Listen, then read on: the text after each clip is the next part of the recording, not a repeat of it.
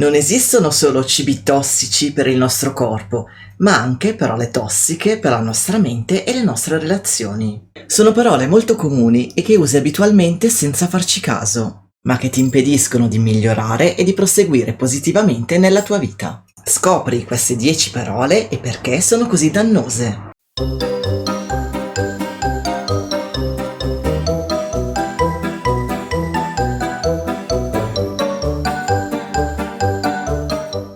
Guardando i miei video avrai probabilmente iniziato a riflettere su quanto le parole condizionino le nostre azioni e influiscano sul nostro rapporto con le altre persone. Hanno un potere enorme, ma troppo spesso le utilizziamo senza dar loro il giusto peso ed ostacolando così noi stessi senza averne la consapevolezza. Esiste una categoria di parole che si può definire addirittura tossica e ti consiglierei dunque di evitare di pronunciare con leggerezza e prenderne invece coscienza, perché sostituendole con altre la tua vita potrebbe veramente migliorare. Non è assolutamente una magia, non ci sono incantesimi, bisogna solo gradualmente modificare il proprio modo di agire. Ma per farlo è necessario andare all'origine di ciò che fa scattare i meccanismi e dunque modificare le parole, perché le nostre azioni e le nostre abitudini si formano prima di tutto nella nostra mente e queste sono tutte parole che ti frenano. Sperare, speranza e sinonimi vari. Se speri che qualcosa accada,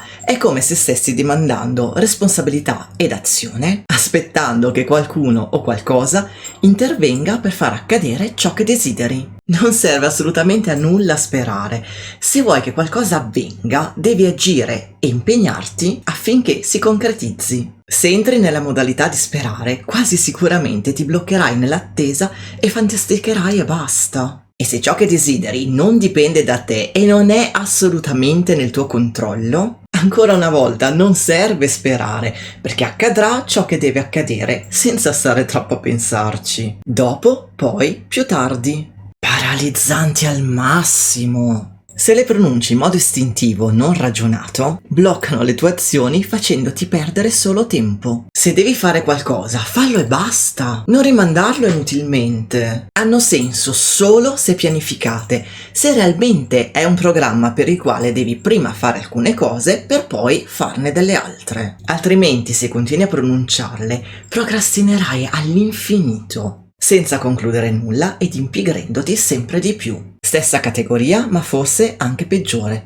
Prima o poi. Se affermi che prima o poi farai una determinata cosa, non la farai mai. Non hai un reale progetto, non ti fissi un termine temporale. Rimani un'idea del tutto indistinta ed evanescente. Hai bisogno di essere più concreto e più preciso. Solo così ti metterai in moto. Pronunciarle denota solo che non sei convinto di quanto dici. Provare, tentare. Non esiste provare a fare qualcosa, o la fai o non la fai. Se usi il verbo provare, ti stai autogiustificando. Stai tentando di trovare un alibi per non impegnarti sino in fondo e assolverti se non ti verrà bene. Tanto era un tentativo. È abbastanza normale che se fai una cosa per la prima volta non ti verrà bene.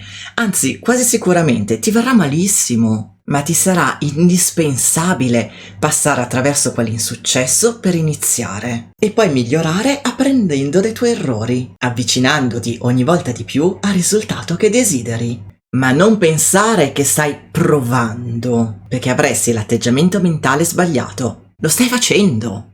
Mai e sempre. Sono degli assoluti e in quanto tali non possono esistere nella realtà. Non esiste praticamente nulla che non si faccia mai o che si faccia sempre. Si fa qualcosa molto spesso o molto raramente. Oppure mai o sempre, ma all'interno di un determinato periodo temporale. Dunque smettono di essere davvero mai e sempre. Se utilizzi d'abitudine queste due parole, ti impedisci di vedere la realtà per quella che è. Devi relazionarti con una realtà concreta, non astratta. Quando ti viene l'istinto di utilizzarli, cerca di specificare bene con te stesso e circoscrivere al massimo quello che stai pensando. Così smetterà di essere un pensiero confuso ed in questo modo potrai intervenire più facilmente per modificare ciò che non ti sta bene. Scoprirai moltissime cose sull'utilizzo di mai e sempre nelle relazioni in questo video. Ma e però, quando in una frase dici mai oppure però, neghi tutto quanto è detto precedentemente un attimo prima. Crei una grande confusione nella tua testa,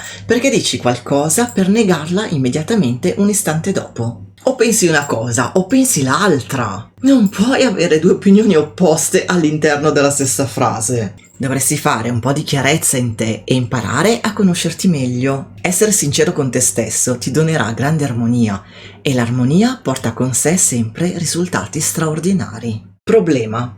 Quante volte si usa a sproposito questa pessima parola? Se qualcosa è risolvibile in qualche modo, non è un problema. E se non è risolvibile, è un dato di fatto da accettare. Smetti di dare questa connotazione così negativa che ti permette di lamentarti e autocommiserarti. Tra l'altro, spesso, in quelli che si ritengono problemi, si nascondono delle opportunità se si cambia punto di vista e si inizia ad agire. Impossibile. Parola orribile che non ti fa mettere in gioco in nessun modo. Se ritieni a priori che qualcosa sia impossibile, non inizierai neanche ad agire per realizzarla, perché tanto è già decretato che sia inutile. Secondo Nelson Mandela, tutto sembra impossibile finché non viene fatto. Ed è assolutamente vero e vale per tutta la storia dell'evoluzione dell'umanità, in qualunque campo. Se l'essere umano si fosse nascosto dietro la parola impossibile, nulla sarebbe mai cambiato. Quindi, nel tuo piccolo, evita di avere questa mentalità così sabotante. Dovere.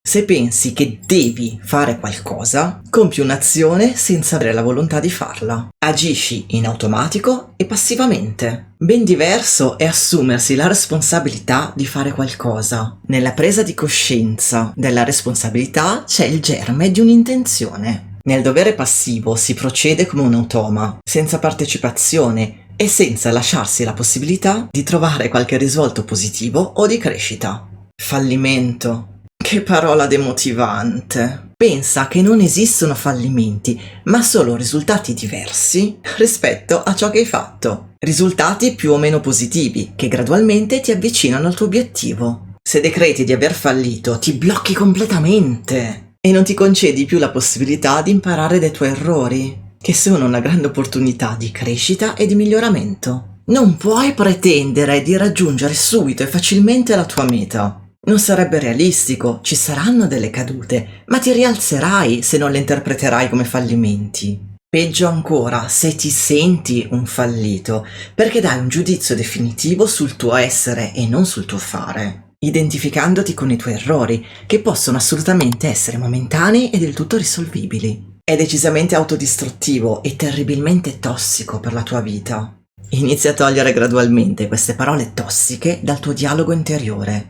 Ogni volta che ti accorgi di usarle, sostituiscile con altre più positive e più motivanti, che ti permettano di agire, di migliorare e di crescere. Le persone carismatiche non si crogiolano mai nell'autocommiserazione, ma agiscono ed apprendono da ciò che hanno fatto in passato per procedere nel loro percorso di evoluzione. Un percorso che sicuramente non è facile né lineare per nessuno, ma la cosa fondamentale è non fermarsi. E avrai notato che tutte queste parole tossiche hanno il potere di frenarti. E se è vero che non esiste la magia per riuscire ad ottenere tutto ciò che vuoi, è altrettanto vero che la magia più potente è la magia del fare. Adamas diventa come un diamante, brillante, prezioso ed invincibile.